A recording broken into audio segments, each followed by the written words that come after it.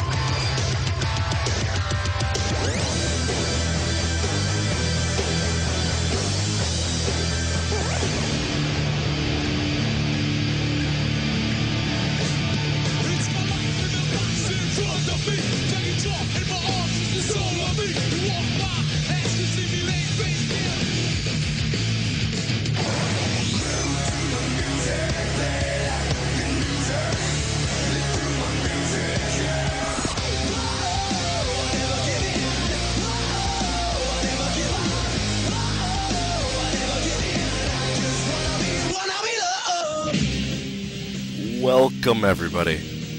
Welcome to this week's edition of the Still Real Tuz Show.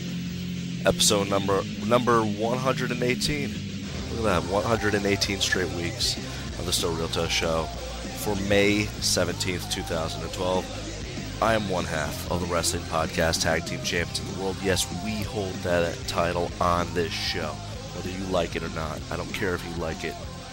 What, you do like it? Well, then that's cool. Anyway, joining me this week, as always, is the one and only Captain Obvious. Redneck Revolution Rise Up. Captain, what's going on, buddy? Not much. Survived another birthday this weekend, so I feel about as good as a rainbow dipped in chocolate sprinkled with some happy dust. Ooh, by the way, happy birthday, man. Happy birthday. Thank you. You are 21 now, right?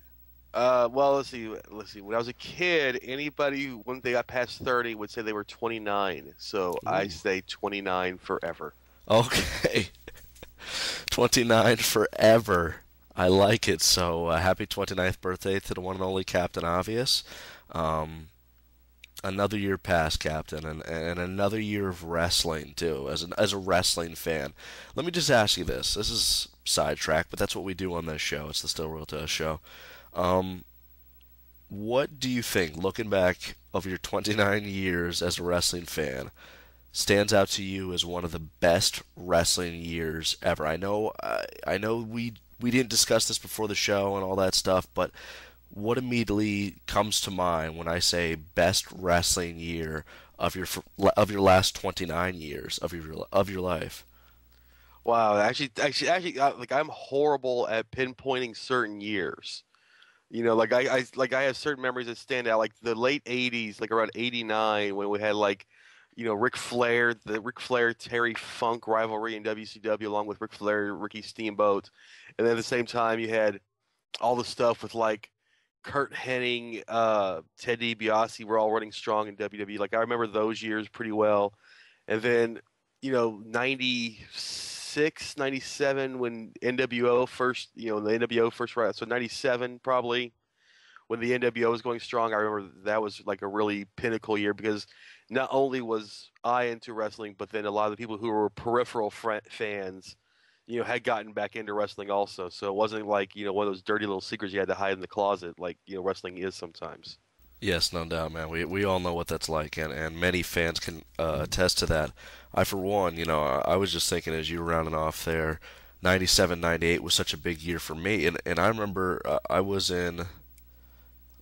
like late middle school, early high school years. I can't remember off the top of my head right now. And you could wear a DX shirt, you could wear an Austin 316 shirt, and everybody knew what you were talking about.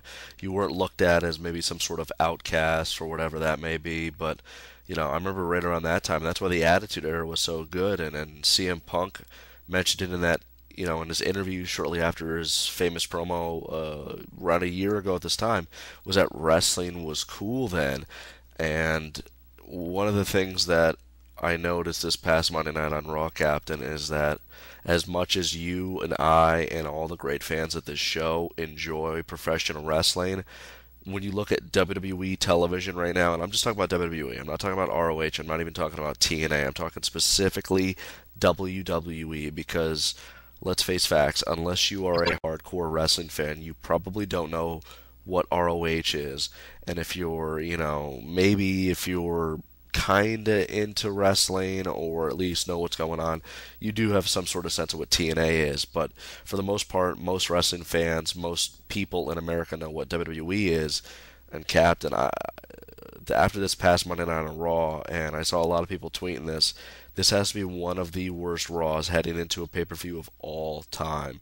Maybe I'm over-exaggerating right now. Maybe there's other moments out there that stand out there. But I look back at this Monday night, and specifically that end segment between Cena and John Laurinaitis, and that was one of the worst go-home pay-per-view Raws of all time. Do you agree or disagree?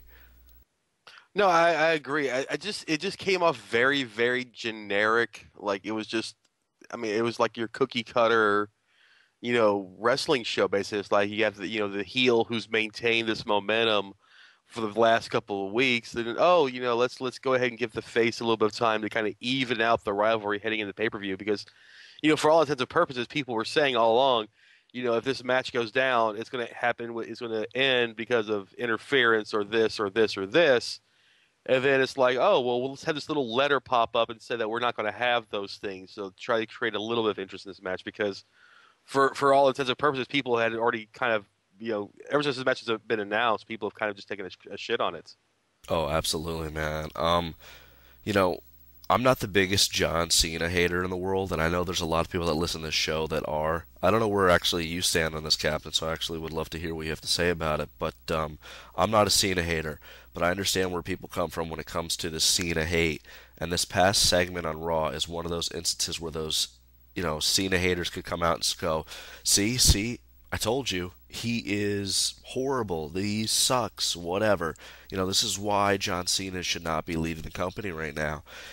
And I say this because 2 weeks ago he was attacked by John Laurinaitis, or it was 3 weeks ago he was attacked by John Laurinaitis, and he was pissed off. Then in his via satellite vignettes, he was looking for redemption, and then he comes out here, the go-home pay-per-view, and instead of being pissed at John Laurinaitis, in your face, I'm the face, I'm coming at you, I'm going to, destroy you on Sunday, you're a non-wrestler, what are you doing to my squared circle? It's open mic night again for John Cena. And the stuff that he does, the comedy, the slapstick, or the attempts at slapstick comedy, are just so bad. And I don't really blame John Laurinaitis for that end segment on Raw, Captain. I blame John Cena for it, because it just didn't sell any pay-per-views. It didn't make me want to see the match. It had no interest at all. So clearly this is the main event going at Over the Limit, despite CM Punk and Daniel Bryan probably should be. But did you get that sense at all? And more importantly, you and I have never really discussed this when you've been on the show here, as long as we've been doing it together. Even as long as I've known you, I don't think we've really discussed this. But where do you stand on the Cena hate? And do you see the same correlation as I did, where it was like 2 weeks ago Redemption, and this past Monday night it was open mic night with John Cena? Yeah, as far as how I feel about Cena, I've kind of always walked a line with it where, like, I can see potential in John, but it's hard to say you see potential in somebody who's been in the face of the company for 10 years. Like he has a very deep passion for wrestling, which I admire. Like anybody who you just feel that they love wrestling as a wrestler, you kind of want them to succeed. But I think part of the problem is, like, where John would be better at is if we weren't stuck in the PG era. I think if we had still a bit of the Attitude Era left in this company, he would be a lot better on the microphone. But because they have to tone it down so much, he comes off corny. Like I enjoyed the promo work Monday if it wasn't the culmination promo heading into a pay-per-view. Like if that was going on and it was the first week in the rivalry, I'm fine with it. I thought the loser stuff was actually kind of funny. I thought he was channeling Jim Carrey all of a sudden.